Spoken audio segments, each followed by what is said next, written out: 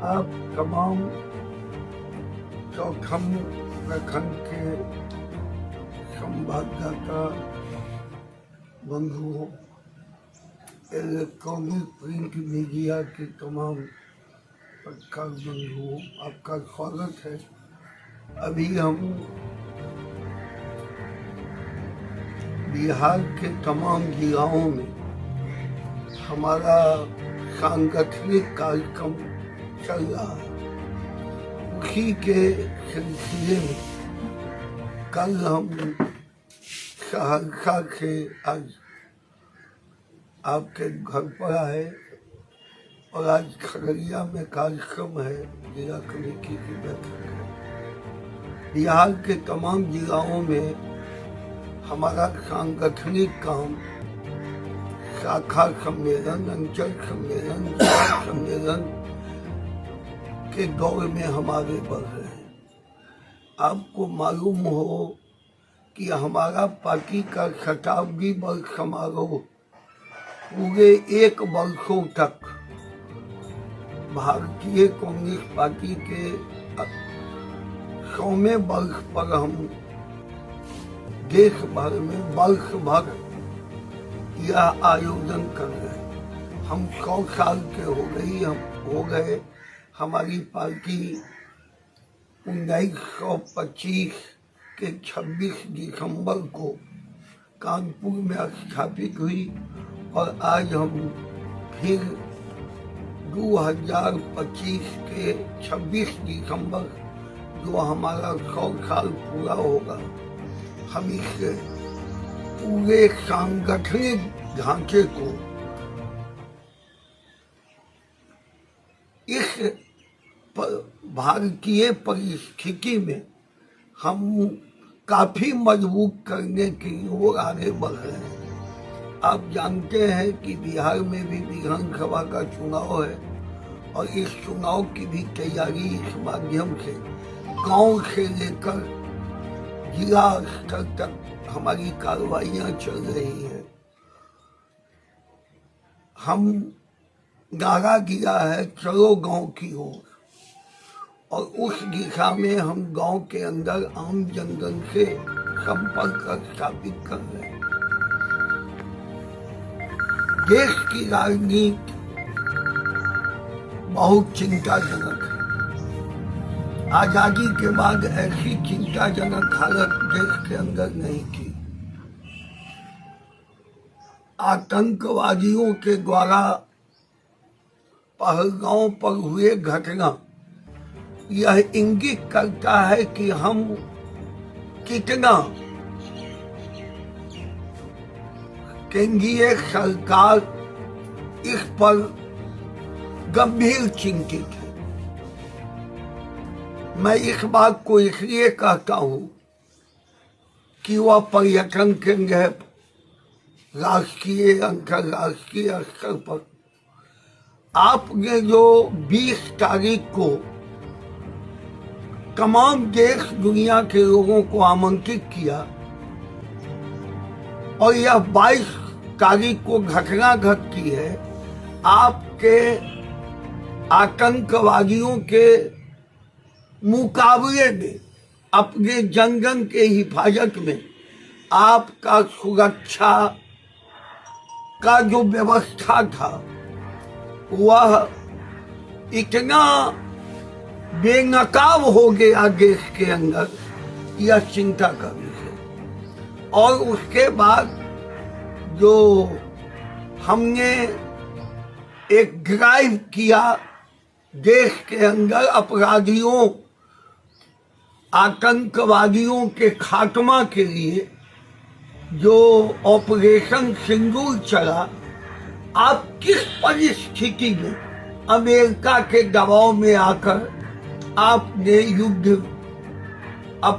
आतंकवादियों के सफाये को विराम दिया? क्यों दिया? भारत यह जानना चाहती है कि क्या कारण हुआ। यही अमेरिका है जो पूर्व के दिनों में हमको सातवां बेड़ा भेजा। यही अमेरिका है कि जब जब हम पाकिस्तान से सीमा की रक्षा की लड़ाई लड़ते रहे। हम उस समय में यूएनओ में इन्होंने भिक्को मतलब विरोध प्रकट किया। मैं इस बात को इसलिए आपके बीच कहना चाहता हूं कि पूरा भारत चिंतित है केंद्रीय सरकार के इस रवैये से, पूछना चाहती है कि आपने क्यों अमेरिका के दबाव में इस विराम को किया। मैं सलाम करता हूं भारतीय सैनिक को जिन्होंने अपने को एक दुनिया के अंदर भारत के सीमा के रक्षा और आतंकवादियों के सफाए में एक अद्भुत काम किया। मैं उन्हें जय हिंद करता हूं, लाल सलाम बोलता हूं। हम इतना आपके बीच पत्रकार बंधुओं के बीच कहना चाहते हैं, देश की स्थिति चिंताजनक है, लोकतंत्र खतरे में है, संविधान खतरे में है और देश में अमन चैन आम सुरक्षा की गारंटी विलोपित होती जा रही है। बिहार का नजारा तो आप देख रहे हैं। अच्छा, भाजपा नेताओं द्वारा जो सोफिया कुरैशी पर जो व्यंग्यात्मक चर्चा की गई, उसको किस रूप में आप देखिए, मैं तो उसको बहुत घोर निंदा करता हूँ और तुरंत वैसे मंत्री को इस्तीफा लेना चाहिए मुख्यमंत्री को, और उन्हें हाई कोर्ट के निर्देश और सुप्रीम कोर्ट के निर्देश पर जो मुकदमा हुआ है अविलंब उनकी तेजस्वी यादव मुख्यमंत्री के चेहरे के रूप में 2020 में ही पेश हो गए महागठबंधन, और आज भी मुख्यमंत्री के चेहरे के रूप में तेजस्वी यादव जी हैं। जहां तक पूरे बिहार के सांगठनिक एकता का, महागठबंधन के एकता का वो अटूट है, आगे भी रहेगा। आपने देखा 2020 में 12,000 मत से हम केवल पीछे हुए। अगर हमको 7,000 वोट आ जाता तो आज हम 5 साल सरकार में होते, और जनता निराशा में है, महागठबंधन को देख रही है, एकता, महागठबंधन की एकता चाहती है, और हमारी पार्टी, हम महागठबंधन के अभिन्न अंग हैं, आगे भी रहेंगे।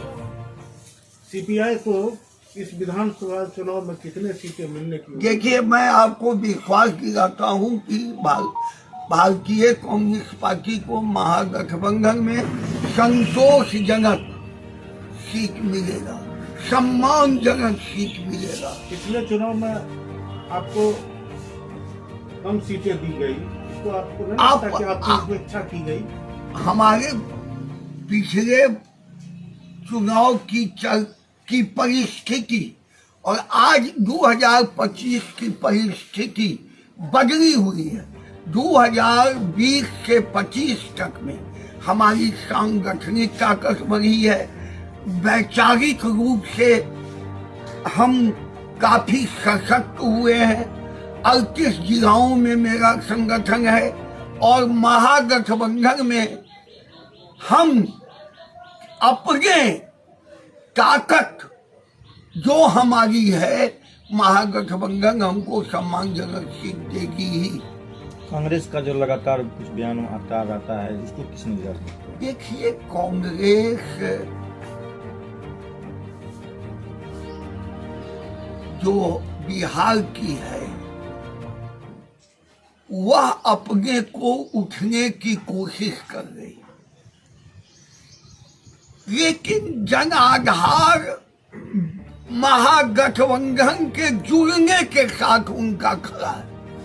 इसलिए हमको विश्वास है कि कांग्रेस भी महागठबंधन के साथ रहेगी। राम नरेश पांडे, सचिव, बिहार राज्य परिषद, भारतीय कांग्रेस।